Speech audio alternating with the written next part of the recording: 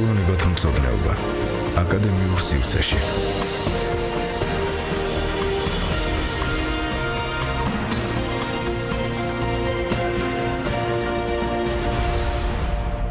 მოგესალმებით, ჩვენო ძვირფასო მეგობრებო, ჟურნალისტი ნინო დათუკიშვილი. დღეს ჩვენ ვასრულებთ საუბართა ციკლს სახელოვნებათმცოდნეობის მეცნიერებების შესახებ. შეგახსენებთ, რომ ის ჩვენ განახორციელეთ თბილისის სახელმწიფო სამხატვრო აკადემიის რესტავრაციის, ხელოვნების ისტორიის და თეორიის ფაკულტეტთან ერთად და ამისთვის ძალიან დიდი მადლობა მინდა მოვახსენო ალბათ ნინო ჭოღოშვილს, ხელოვნებათმცოდნეობის დოქტორს, ამ ფაკულტეტის დეკანს, რომელიც ახლა ჩვენთან ერთად იმყოფება სტუდიაში.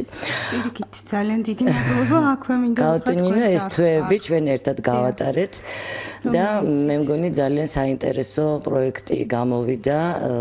ალბათ ჩვენი მსმენელებიც დაგვირეკავენ და თავის მოსაზრებას გვეტყვიან 240 91 92 240 92 92 მეგობრებო, ეს გახლავთ ჩვენი ტელეფონის ნომრები. რაც შეეხება ჩვენს მეორე სტუმარს, დღეს სტუდიაში მოვიწვიეთ ამავე ფაკულტეტის ლექტორი, ხელოვნებათმცოდნეობის დოქტორი, თანამედროვე ხელოვნების სპეციალისტი და გამოფენების კურატორი ხათუნა ხაბულიანი. ხათუნა, დიდი მადლობა თქვენ, განსაკუთრებული მადლობა თქვენს მობრძანებისთვის. ჩვენ თანამედროვე ხელოვნებას ნინო არც ქონია, ხო?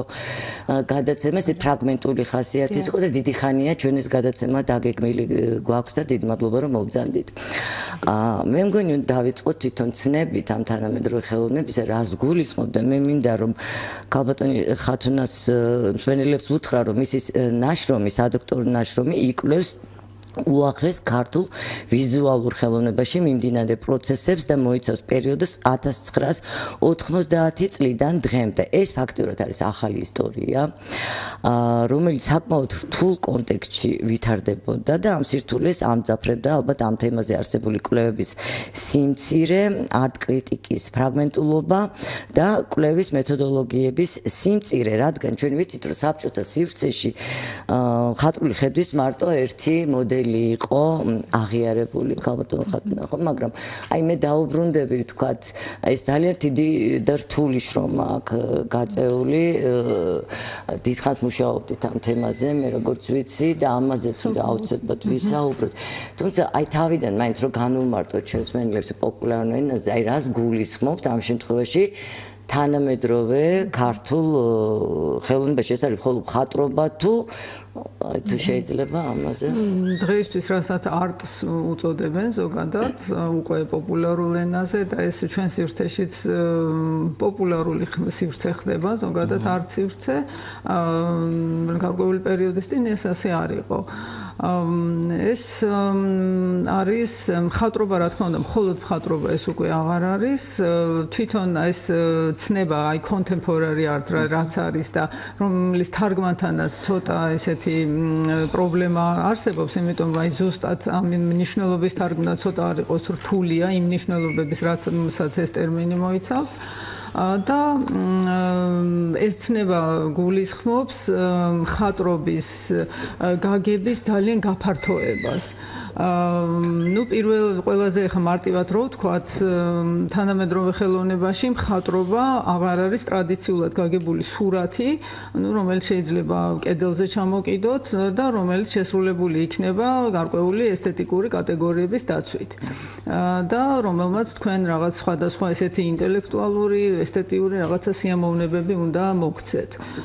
თანამედროვე ხელოვნების ფუნქციები ამ მხრივ ძალიან გაზრდილია. ეს არის ასეთი ხელოვნება, ნუ პირდაპირ უარყოფს აი ამ ესეთ ფუნქციას, ესთეტური სიამოვნების ობიექტად ყოფნის ფუნქციას და მისი პრეტენზიები ძალიან დიდია, რომ ხელოვნებამ შეიძლება აიღოს თავის თავზე ბევრად უფრო მეტი ამოცანები, შეიჭრეს თქვათ ყოველდღიურ ცხოვრებაში, შეიძლება ეს იყოს აგრესიული, დესტრუქციული და ნუ ესეთი პირდაპირი კომუნიკაცია მოახდინოს ცნობიერებასთან, შეცვალოს კიდეც ცნობიერება. ეს ალბათ ეპოქის. რასაკვირველი ეს არის, ნუ ესეთი ყბადაღებული პოსტმოდერნიზმის ეპოქა, სადაც თავარი მეტაფორა აქ იყო საზღურების გაქრობა. და ხელოვნებაში რასაკვირველია ეს საზღურების გაქრობის თემა უკვე აღარც განიხილება დღეისთვის, ესეც გავლილი ეტაპია. აი ქალბატონი ნინო თქვენც და ქალბატონი ხათუნაც ვენეციის ბიენალების კურატორები იყავით. 2007 წელს იყავით თქვენ და ქალბატონი ხათუნა 2009-ში, ხო? აი იქნებ გვიამბოთ რა მიიღეთ იქ, რა გამოცდილება მიიღეთ, იმიტომ რომ ალბათ საკურატორო საქმე ამ შემთხვევაში, ხო? საკმაოდ რთული ამოცანაა და ალბათ საჭიროა რომ ახალგაზრდებსაც ვასწავლოთ ეს. ну საკურატორო საქმეც პრინციპში უკავშირდება შეიძლება ითქვას პირდაპირ კავშირშია სწორედ თანამედროვე ხელოვნების განვითარებასთან რომელიც დასავლეთ ევროპაში განსაკუთრებით აქტუალური ხდება 70-იან წლებიდან 60-იან წლებიდან პრინციპში 70-იან წლებიდან მოგეხსენებათ რომ საქართველოში ეს არ იყო ამ დროს აქტუალური და ნუ წარმოუდგენელიც იყო იმიტომ რომ აქ სრულიად სხვა ისტორიული ვითარება იყო სრულიად სხვა რეალობაში ვიყავით ამ პერიოდში აქედან გამომდინარე, როდესაც ასე ვთქვათ, გაიხსნა საზღვრები, უკვე დაინგრა საბჭოთა კავშირი და ჩვენმა ხელოვნებმა მიიღეს შესაძლებლობა, რომ წასულიყვნენ საზღვარგარეთ და დაწყებულიყო უშუალო, ასე ვთქვათ, კონტაქტი და გაცნობა, ზიარება იმ პროცესებთან, რაც დასავლეთში მიმდინარეობდა. ცხადია, რომ აი ეს სფეროც ეს საკურატორო საქმე, იმიტომ რომ თანამედროვე ხელოვნების წარმოდგენა, ანუ პრეზენტაცია, ცხადია, მისი არსიდან გამომდინარე საკმაოდ განსხვავდება იმისგან, უნდა განსხვავდებოდეს, რაც ხდებოდა მანამდე. ანუ განსაკუთრებით ეს უკავშირდება უკვე კონცეპტუალური ხელოვნების განვითარებას, სადაც შეიძლება სახვითი მხარე, მხატვრული ნაწარმოების აღარ იყოს ისეთი არსებითი, არამედ იქ წამყვანიაში კონცეფცია და პრეზენტაციას ძალიან დიდი მნიშვნელობა აქვს. ანუ თავისთავად მხატვრული ნაწარმოების არსით შეიცვალა, ხო? თუ ვთქვათ, მაგალითად კლასიკური ან რენესანსის ნებისმიერი პერიოდის ნაწარმოების სურათი ვთქვათ შეიძლება თავისთავად მეტყველებდეს თავის თავზე რაღაც გარემოში როდესაც მოხდება კონცეპტუალური ხელოვნების გამოფენის მოწყობისას ცხადია რომ რაღაც განსაკუთრებელი პირობები და პრეზენტაციის საშუალებები უნდა გავითვალისწინოთ. აქედან გამომდინარე ჩვენს თაობას ქონდა ეს პრობლემა, რომ თქვა სად უნდა შეგვესწავლა ეს ყველაფერი და ბუნებრივია, რომ ეს შევსწავლეთ ჩვენს უცხოელ კოლეგებთან კონტაქტში შეიძლება ითქვას. ამას ვერაფრით ვერ ვისწავლით სამხატვრო აკადემიაში, ანუ პირადად მე გამოცდილება მივიღე ჩემს კოლეგებთან ურთიერთობაში, ანუ მათთან ერთად მივიღე მოწყობილ გამოფენებთან და პროექტების განხორციელების პროცესში მივიღეთ ჩვენ ეს გამოცდილება. ეხლა ვენეციის ბიენალეზე, როდესაც ხდება არტისტიც და ანუ კურატორიც, ხო, ეს გადის კონკურს, ანუ ეს არის ფაქტიურად აღიარება, როგორც კურატორის, ასევე იმ არტისტისაც, ასე ვთქვათ, იმ მხატვრებისაც, ვინც იქ ხდებიან. ნუ ჩვენ შემთხვევაში, ყოველ შემთხვევაში 2007 წელს ძალიან მნიშვნელოვანი იყო, იმიტომ რომ მაშინ საქართველოს პირველად არ იყო საბედნიერო წარმოდგენილი, მაგრამ პირველად იყო, როდესაც ეს იყო სახელმწიფო დაფინანსებით, ანუ კულტურის სამინისტროს და სხვა ორგანიზაციების და ანუ სახელმწიფო იდგა, ასე ვთქვათ, ჩვენს უკან, ის იყო ჩვენი ხელშემწყობი. და ეს იყო საქართველოს პავილიონი, სადაც სამი ქართული მხატვრის ხელოვანი იყო წარმოდგენილი. ნუ ცხადია ეს ძალიან დიდი გამოცდილება იყო, ძალიან პოზიტიური გამოცდილება იყო, რასაკვირველია პირველ რიგში და მინდა ხაზი გაუსვა, რომ ძალიან მნიშვნელოვანია, რომ ამ შემდეგ საქართველოს ყოველთვის იღებს მონაწილეობას. ფაქტიურად არ ყოფილა არც ერთი ბიენალე არ ჩავარდნილა, ასე ვთქვათ, ხო, ყოველთვის მონაწილეობას ვიღებთ. ნუ ცხადია პირველ ესეთ გამოცდილებას რაღაცა თავისი ცოტა ისეთი, ხო, ყველანაირი გამოცდილება მოაქვს, ასე ვთქვათ, როგორც პოზიტიური, ასევე ისეთი მომენტებიც, რაც აუცილებლად მომავალში უნდა გავითვალისწინოთ.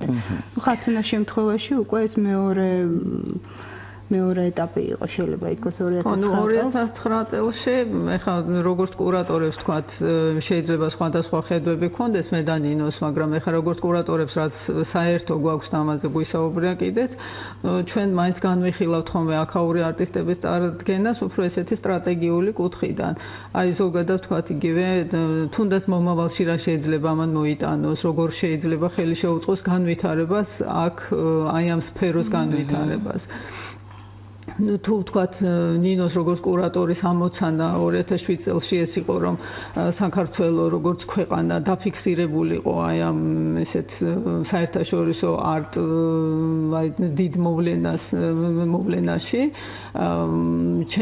ჩემი ამოცანა იყო რომ ვთქვათ უკვე რაღაც შემდეგი ნაბიჯი გადაგვედგა და კონცეპტუალურად უფრო შეკრული ყოფილიყო.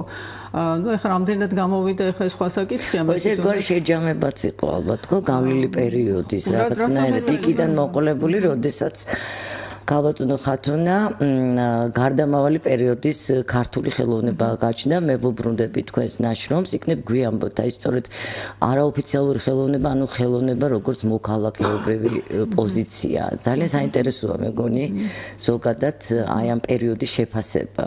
თქვენი ხელოვნებაცოდნეობის. ეს არის ამაზე ბევრი არის დაწერილი, ბევრ კრიტიკოს და მკვლევარს აქვს ეს, ვინც იკვლევდა პოსტსაბჭოთა სივრცის ხელოვნებას და ზოგადად საბჭოთა პერიოდის ხელოვნებასაც.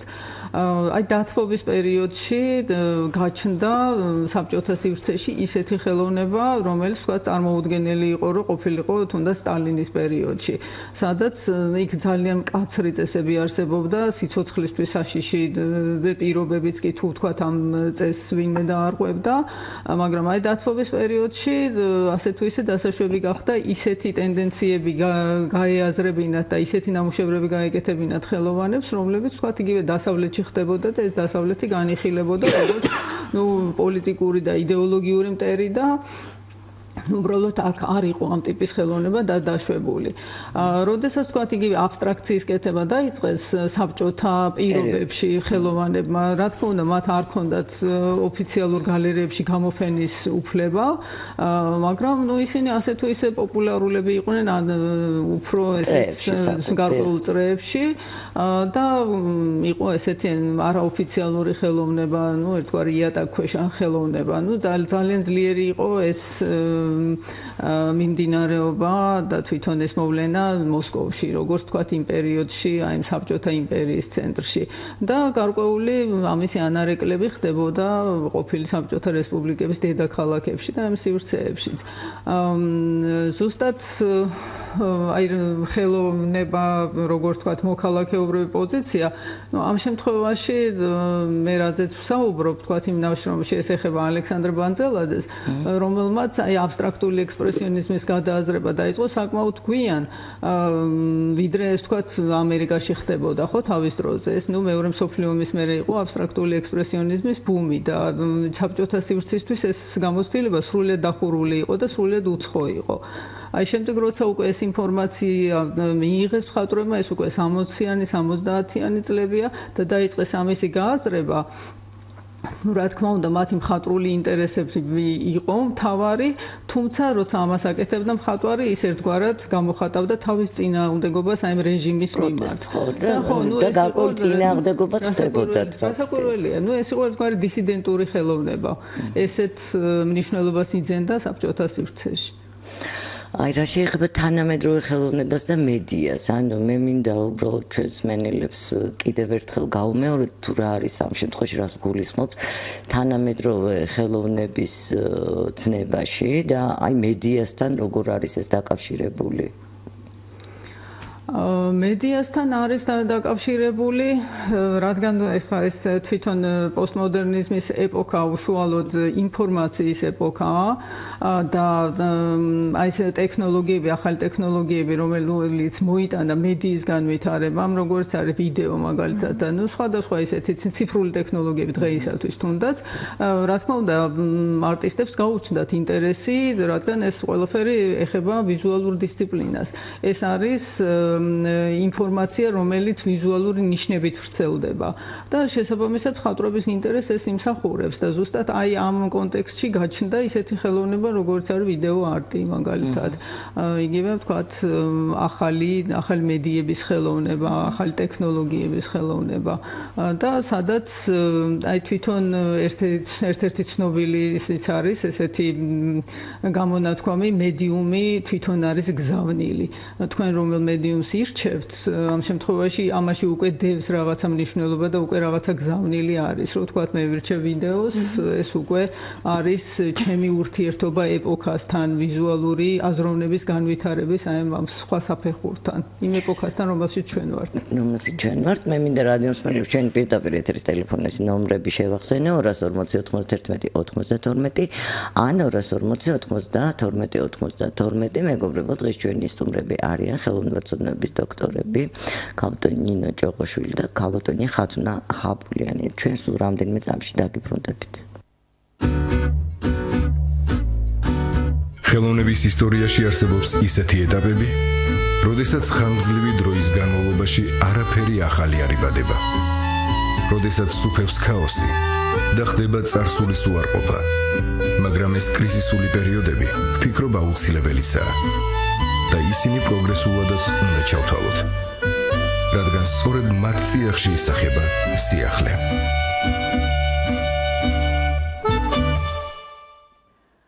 ახლა მე ჩვენს ორივე სტუმარს მინდა ვკითხო, თუ როგორ ხდება დღეს თანამედროვე ხელოვნების კვლევა და სწავლება საქართველოში. დავიწყო. ნინო.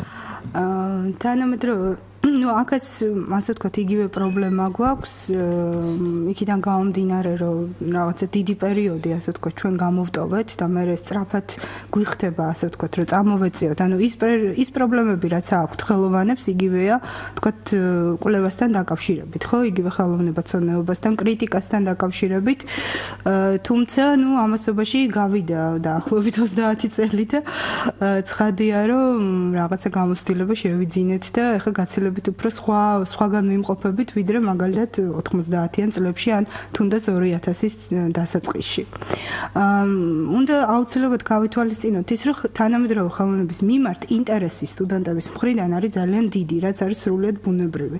ცხადია, რომ თანამედროვე ხელოვანს, რომელიც დღეს არის, ასე ვთქვათ, უნდა იყოს მზად იმისთვის, რომ მან გააგრძელოს სწავლა ან მოღვაწეობა გააგრძელოს ან იმუშაოს, ასე ვთქვათ, სხვა ქვეყნებში და ცხადია, რომ ის მომზადებული უნდა იყოს ყველაფრისადმი, ანუ და კონდეს თავისი ეპოქის შესატყვისი ინფორმაცია მიღებული, ხო, იმ ორგანიზაციაში, სადაც ის იღებდა უმაღლეს განათლებას. მაგრამ ეს საკითხი საკმაოდ პრობლემატურია პოსტსაბჭოთა ქვეყნებში.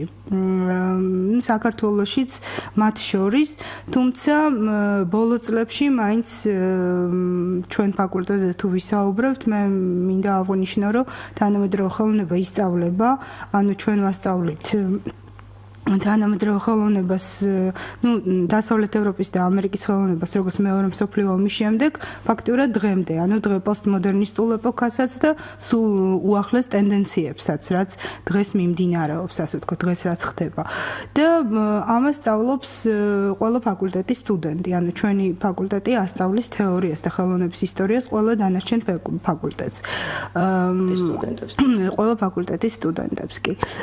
პრობლემა არის იმაში, რომ კვლევები, ასე ვთქვათ, თანამედროვე ხელოვნების კვლევით, თუნდაც ქართული ხელოვნების კვლევები, ამიტომ ხათუნას ნაშრომი იყო განსაკუთრებით მნიშვნელოვანი ჩვენთვის, ანუ ჩვენი სახელოვნებათმცოდნეობის სივრცისთვის, არის ძალიან რთული, იმიტომ რომ ცხადია, რომ იქიდან გამომდინარე, რომ შეიცვალა თვითონ ხელოვნების არსი, რასაკვირველია, რომ მეთოდოლოგიაც ვერ იქნება ზუსტად ისეთივე, როგორც იყო აქამდე, ხო?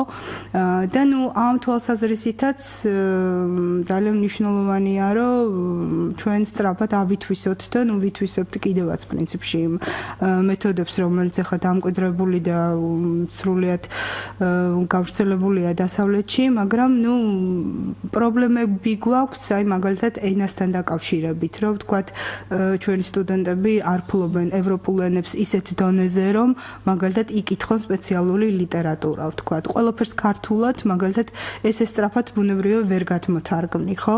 ეს ძალიან ენის არცოდნა. თან მოარგო რაღაცნაირად, ხა ჩვენც ხო გვაქვს რაღაც თანამედროვე კვლევის მეთოდები, აგერ ქალბატონმა ხათუნამაც დინაშრომი დააგვიწყდა. არა, როგორ არა, რასაკვირველია. მე მოარგო, ხო, ეს მხოლოდ სტანდარტი არ არის საკმარისი. არა, ცხადია.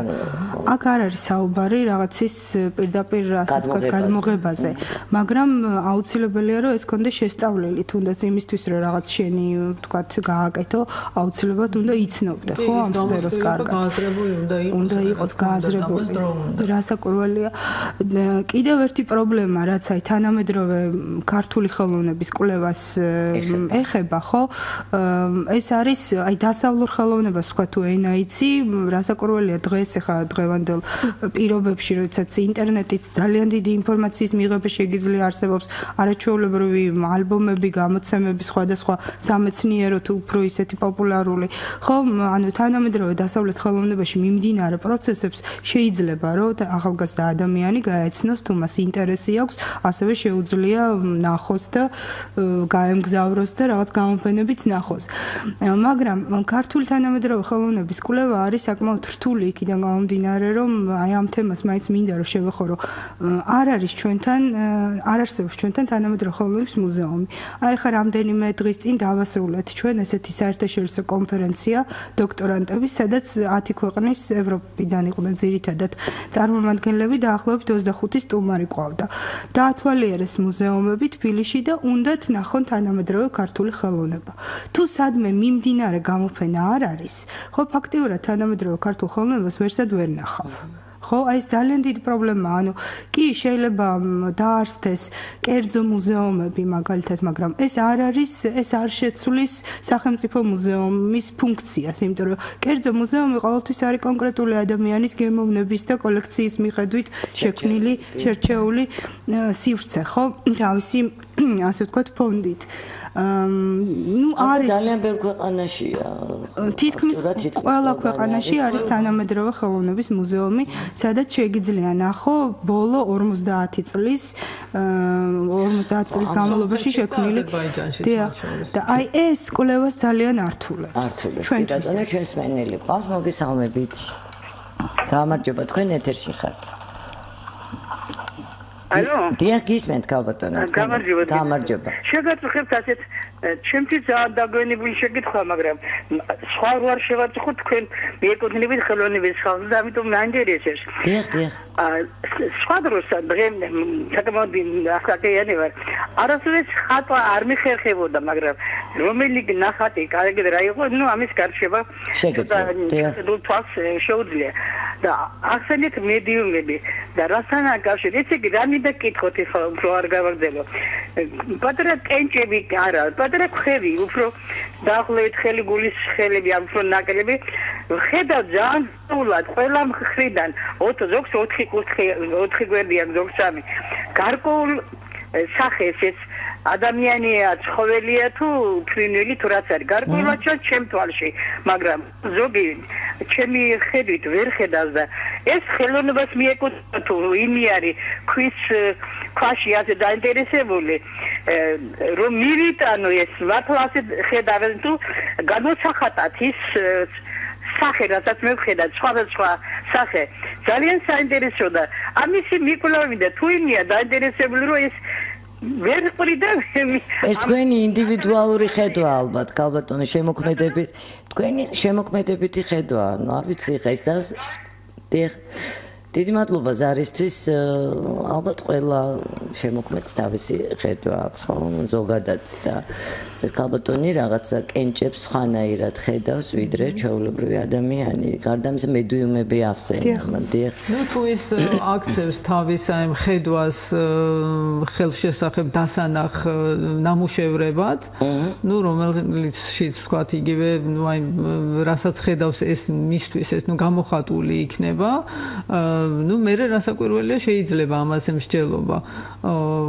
ამ ეტაპზე რო ვთქვათ, ინსპირაციის ეტაპზე, შთაგონების ეტაპზე რო ვთქვათ, ეს ნებისმიერ ადამიანში შეიძლება იყოს, ხო? უბრალოდ რაღაცა დაინახო ლამაზი პეიზაჟი ან რაღაც ესეთი. ნებისმიერი საგანი, რომელმაც შეიძლება გამოიწვიოს რაღაცა პროცესები შიგნით ფსიქიკაში, ეს შემოქმედებითი აქტივობა და რაღაც ენთუზიასტური განწყობები.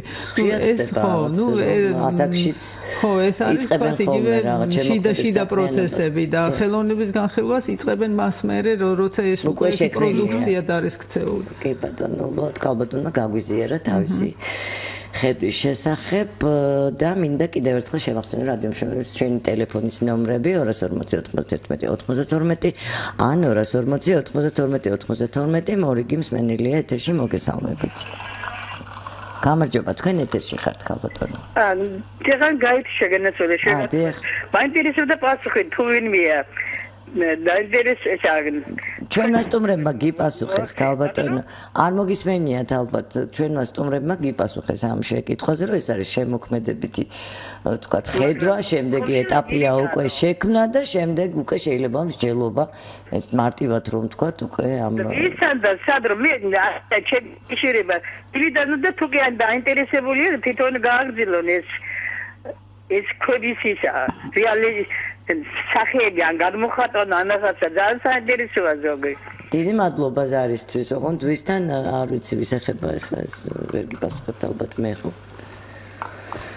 რა ვიცი, კონკრეტულად თქვათ აი ამ ტიპის ამ მასალაში შესრულებული ნამუშევრები თქვაში, არ ვიცი ვინ არის ესე დაინტერესებული, მაგრამ რა ვიცი, ალბათ შეიძლება რომ გალერეებში აჩვენოს და კი ბატონო, და გალერეებთან დაკავშირებით მინდა გკითხოთ თანამედროვე ხელოვნების გალერეები. ჩვენ საუბრობდით იმაზე, რომ სახელმწიფო გალერეა, მუზეუმი უნდა არსებობდეს და ალბათ ეს მომავალი საქმე და ალბათ აუცილებლად შეიქმნება, რადგან ძალიან ბევრ ქვეყანაში, თითქმის ყველა ქვეყანაშია.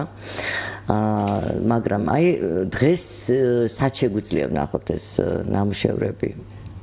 ამ ნამუშევრები, აი როგორც უკვე იყო აქ ნახსენები, სამწუხაროდ ჩვენ არ გვაქვს კოლექცია, რომელიც არის მოწესრიგებული, გააზრებული, რომელიც ისტორიასთან არის დაკავშირებული და მაგალითად თუ ეს აქაური სტუდენტი იქნება თუ უცხოელი დაინტერესებული სტუმარი, რომელსაც ექნება მისი სურვილი რომ გაეცნოს მაგალითად რა ხდებოდა, მაგალითად ვამბობ, 80-იანი წლების ქართულ მხატვრობაში, 90-იანი წლების არა თანდათან ვითარდება. ხო, სამწუხაროდ ჩვენ ესეთი კოლექციები, ესეთი ტიპის არქივები, რომელიც აი კონცეპტუალური ექსპოზიციით შეიძლება იყოს ნაჩვენები, ესეთი არ აქვს და ეს არის ძალიან ცუდი ფაქტი თავისთავად. თანამედროვე მოქმედ მხატვრებს და ნუ არა მარტო მოქმედ მხატვრებს, რა თქმა უნდა, პერიოდულად შეიძლება გაეცნოთ ესეთ მოქმედ გალერეებში, რომლებიც პერიოდულად აკეთებენ ხოლმე. და გალერისტებიც ყავს ძალიან საინტერესო. გალერისტებიც ყავს. კი, სამწუხაროდ გალერეებითაც სიუხვით არ გამოირჩევა საქართველოს, მაგრამ ყოველ შემთხვევაში არის რამდენიმე გალერეა და რასაკვირველია ჩვენ არ ვუარყოფთ იმას, რომ ბოლო წლებში ძალიან ბევრი საინტერესო პროექტი განხორციელდა და გამოფენებს მოეწყო. ხო, უბრალოდ აი ეს არის დროებითი პროექტები, ხო? ანუ მას თავისი დასაწყისი და დასასრული აქვს, ანუ დროში ასე ვთქვათ, გარკვეული დროით კეთდება ეს ყველაფერი, მაგრამ აი როგორც ხათუნა აღნიშნა, არ არის ისეთი კოლექცია. არ არის ისეთი ექსპოზიცია, სადაც თუნდაც განახლებაც უნდა იყოს აუცილებლად, ხო, ამ გამოფენების, მაგრამ სადაც მივა ადამიანი, სტუმარი იქნება თუ სტუდენტი თუ რა vicი ნებისმიერი, ვისაც აინტერესებს თანამედროვე ქართული ხელოვნება და ნახავს რა ხდებოდა აქ. ეს ყველაფერი უნდა იყოს თავმოყრილი, თარგმნილი, ჩემი აზრით, არ ვიცი ხეს თქვენ ალბათ გაკეთებული გაქვთ კიდევაც ნაწილი შესრულებული ამ შე. თავმოყრილი, თარგმნილი და აი ასე უნდა მიეწოდოს კვლევასაც. სწორედ იმის გამო, რომ იცით აი ეს ნამუშევრები, თუნდაც რომელიც 80-იან 90-იან წლებში შესრულდა, გარდა იმისა, რომ ძალიან ბევრი გავიდა საზღვარგარეთ, გაიყიდა, თვითონ მხატვრებს აქვთ, მხატვრებსაც ხშირად თვითონ მხატვრებაც არიციან სად არის, ანუ შეიძლება მათ აქვთ სახში რაღაც ნაწილს, მაგრამ ძალიან ძნელია ამ ეპოქის კვლევა. ვიცით ის მაინც რომ აღვიწყოთ, სად არის რომელ კოლექციაში, ხო, გამოდის რომ ჩვენი აი უახლესი წარსულიც იფანტება ისე რომ ცოტა ხანში ვეღარ მივაგნებთ. და აუცილებლად უნდა ვისაუბროთ ასევე თანამედროვე ხელოვნების კრიტიკის საკითხებზე. ქალბატონ ხათუნა, ქალბატონ ნინო. კრიტიკის საკითხი ვიცით რა, კრიტიკასაც ესეც ცალკე მოვლენად ვერ განვიხილავთ. კრიტიკა არის მიბმული ზოგად პროცესზე. თუ მიმდინარეობს და არის ესეთი აქტიური ცხოვრება თან ხელოვნებაში ზოგადად, ის ბუნებრივია რომ იქნება კრიტიკაც. ნუ ხშირად რაღაცა ცალკე განიხილავენ ხოლმე ესეთ კრიტიკული მოსაზრებები არის რომ აი ზოგადად არ არის კრიტიკა. ესე ცალკე ვერ იქნება კრიტიკა. და ვთქვათ იგივე რამდენიმე კრიტიკოსი რომ დაждდეს და მოდი ახლა ჩვენ რაღაცა შევქმნათ ესეთი ჯგუფი და ვაკრიტიკოთ რაღაცა, ხო? ნუ ეს წარმოუდგენელია ესეთი გადაწყვეტილებით შევქმნათ რაღაცა პროცესი. და ეს პროცესი რომ შეიქმნას მხოლოდ ვთქვათ ხელოვნების მიერ შექმნილი ნამუშევრები კი არ არის საკმარისი. საკმარისი. აქ საკმარისი არის იგივე გამოფენები ინტენსიურად, გაყიდვები, არტ-ბაზარი და კონტაქტები უცხოურ სივრცესთან. თუნდაც აი ამ არტ-ბაზრის გაფართოება ეს ბუნებრივად მოიტანს უკვე კრიტიკის განვითარებასაც. ხო, პრინციპში შეიძლება ითქვას, რომ თანამედროვე ხელოვნების კრიტიკა დღეს არ არის ისე განვითარებული, როგორც გვინდა, იმიტომ რომ ეს რაღაც მაინც ისეთი წრეა, სადაც ყველა ერთმანეთს იცნობს, თქვათ, ყველა ერთმანეთს ხარს უჭერს, ხო, ხა, იმიტომ რომ თვითონ მიმართულებასაც ესაჭიროება მხარდაჭერა, მაგრამ აი რეალური კრიტიკა, თქვათ, იგივე ზოგადად ყავს თუ არა კრიტიკოსები თანამედროვე ხელოვნების არა მარტო დიდი რამბი და თქვათ ჩვენ ხო ვიცით ასახდებოდა საბჭოთა პერიოდში და ეს არ უნდა გაგრძელდეს ასე ჩემი აზრით ანუ კონსტრუქციული რეალური თქვათ იგივე ნაცი რას თქოდით ამ შესახებ? აქ აუცილებლად არის გასათვალისწინებელი ერთი მომენტი, რომ რაზეც თქვა ჩვენ დავიწყეთ საუბარი იგივე თანამედროვე ხელოვნებას, რომელიც განსხვავდება თქვა ხელოვნების ტრადიციული გაგებისგან, თანამედროვე ხელოვნების ისტორიის დაწყებისთანავე და ისტორიის მანძილზე ასევე შეიცვალა კრიტიკის სტრუქტურა. თუ თქვა ადრე კრიტიკა იყო ესე თქვა ერთგვარი კომპეტენტური ადამიანის მიერ ნამუშევრის შეფასება, რომელსაც ის წარუდგენდა ხოლმე პუბლიკას და ნუ პუბლიკა მას აძლევდა ერთგვარ მანდატს, ხო, თავის ნდობის ენდობოდა მის განათლებას, პროფესიონალიზმს და სჯეროდა მისი. დღეისთვის ესეთი ტიპის კრიტიკოსი ეს აღარ არსებობს. თანამედროვე კრიტიკოსი ეს არის ერთგვარი ინტერპრეტატორი, რადგან ჩვენ ხელოვნება ძირითადად გვაქვს კონცეფციებზე მიმართული, კონცეპტუალურ სივრცეზე და თანამედროვე კრიტიკოსი, რასაც აკეთებს, ეს არის თქვათ იგივე უფრო იმ ხელოვანის პოზიციების გაფართოება. ეს არის უფრო იმ სივრცის, იმ დისკურსის გავრცობა, რომელსაც ეს მხატვარი შეეხო. ასე რომ ეს ფუნქცია არის სრულიად შეშეცვლილი და იმ კრიტიკოსებს ვეღარ დავიბრუნებთ ვერანაირად და აღარც არის მათი ადგილი. ძალიან კარგი, ამის მოსმენა მსურდა ზუსტად თქვენთან რაც შეეხება ხა საკურატორო პრაქტიკის საქმე, ჩვენ ეს ვახსენეთ კიდევაც და აი თქვათ ვასწავლით თუ არა დღეს ამაზეც ალბათ უნდა ვისაუბროთ და ექსპოზიციების მოწყობას, ეს არის ურთულესი შრომა, ამას ესაჭიროება განათლება. აი თუნდაც თქვენს ფაკულტეტზე არის თუ არა რაღაცა პროგრამები, ან რაღაც კურსები, რომელსაც გაივლიან მომავალი თქვათ იგივე ჩვენს ფაკულტეტზე არის კურსი მაგისტრატურაში საკურატორო საქმე ეს არის კულტურის მენეჯმენტის ნაწილი არასაკურველია, ანუ გამოფენების ექსპოზიციები და ზოგადად პროექტის მენეჯმენტი, ანუ პროექტების განხორციელება, თუმცა ჩვენ ვგეგმავთ, რომ თვითონ პროგრამა იყოს მაგისტრატურაში, რომელიც ანუ არა მხოლოდ ერთი კურსი, არამედ მთლიანად მაგისტრატურის ერთი პროგრამა, ასე ვთქვათ, გავაკეთოთ მომავალში. აუცილებელია ეს, იმიტომ რომ ეს თავისთავად ცხადია, რომ ხელოვნებათმცოდნეებისთვის, კულტუროლოგებისთვის ძალიან მნიშვნელოვანია, მაგრამ აქ შეიძლება თვითონ მხატვრებმაც, ხელოვანებმაც მიიღონ, ჩააბარონ, ასე ვთქვათ, და უფრო კარგად გაერკვნენ კულტურის მენეჯმენტში. აი მე რაღაცნაირად მინდა რომ შევაჯამო, რომ ძალიან საინტერესო პროცესები მიმდინარეობს თანამედროვე ქართულ ხელოვნებაში. ანუ ჩვენ არანაირად პირიქით ჩვენ ანუ მეც და ხათუნასაც ბევრი ისეთ მომენტს გავუსვით ხაზი, რომ ვთქვათ ეს არ არის წესრიგში, ეს მოსაწესრიგებელი იქ კრიტიკა არ არის ისეთ დონეზე როგორც ასურველია, თარგმანები არ არსებობს, სწავლულება უკეთესი უნდა იყოს, ანუ გალერეების და მუზეუმების განვითარება. ეს ყველა საკითხი არის ერთმანეთთან კავშირში, ბუნებრივია, იმიტომ რომ იგივე ძალიან მნიშვნელოვანია ჩვენი ჩართულობა საერთაშორისო პროცესებში, ხო?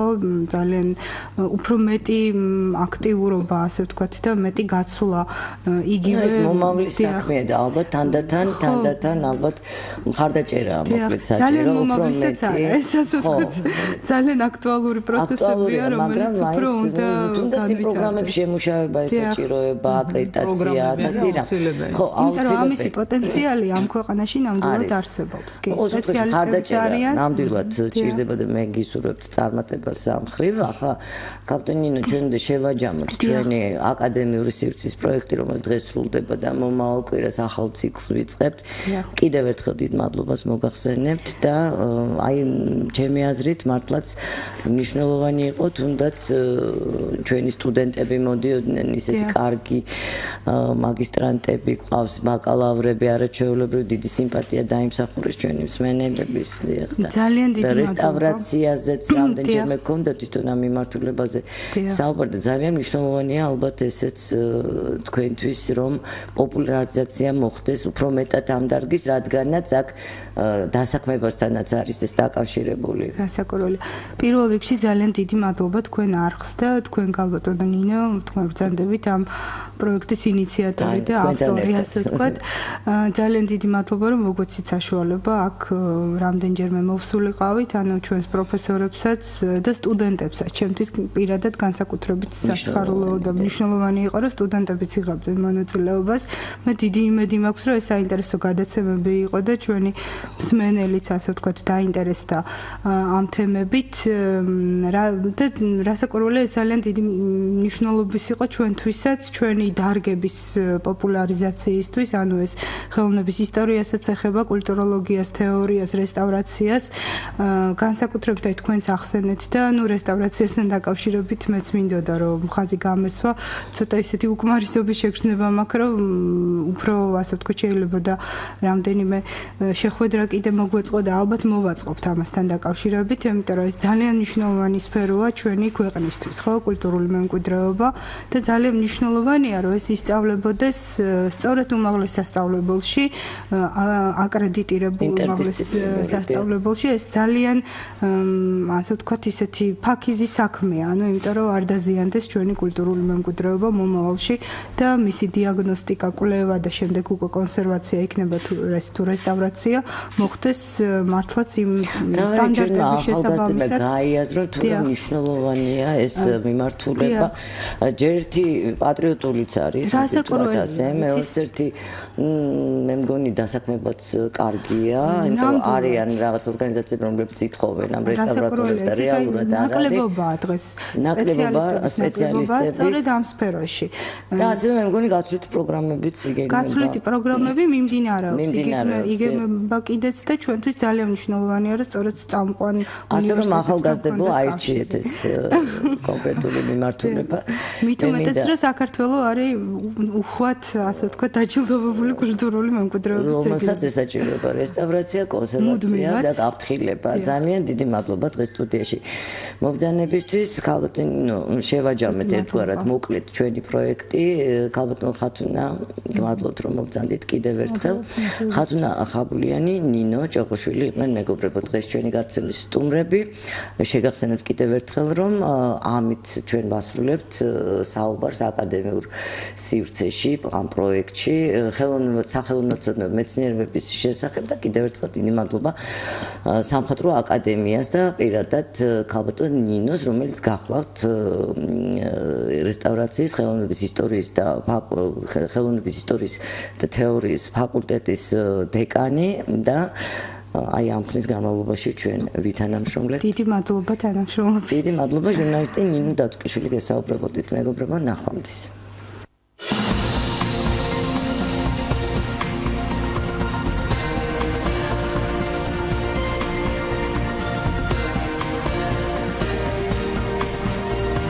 ხელოვნებათმცოდნეობა აკადემიურ სივრცეში